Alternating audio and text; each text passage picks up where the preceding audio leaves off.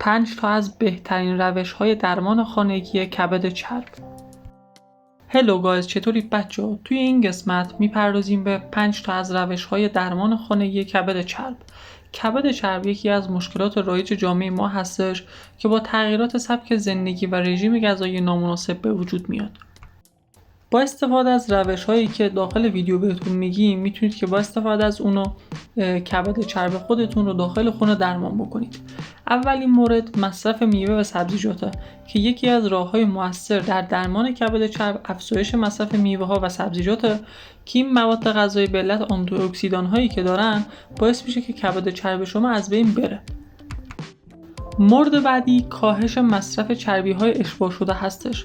چربی‌های اشباع شده موجود در غذاهای مختلف مثل گوشت قرمز، بیسکویت، تنقلات میتونه که باعث کبد چرب بشه و اون رو تشدید بکنه. پس بهتون توصیه میشه که اگر که از این مواد استفاده میکنید کلاً بذارید کنار و سعی بکنید که یک رژیم غذایی مناسب داشته باشید. میرسیم به قسمت سوم، یعنی مهمترین قسمت درمان کبد چرب در خانه.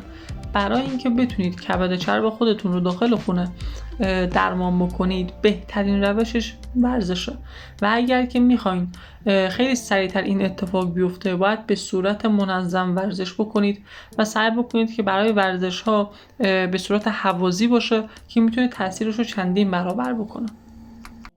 بر اساس مقالات 2023 مصرف چای سبز میتونه که باعث کاهش کبد چرب بشه و به شما کمک بکنه که از کبد چربتون کلا رها بشید و این مشکلتون رو برطرف بکنید.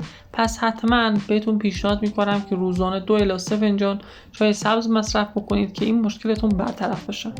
مورد آخر، مورد پنجم، کنترل استرس و خواب مناسبه. استرس مزمن و کمبود خواب میتونه که به افزایش خطر بروز کبد چرب منجر بشه.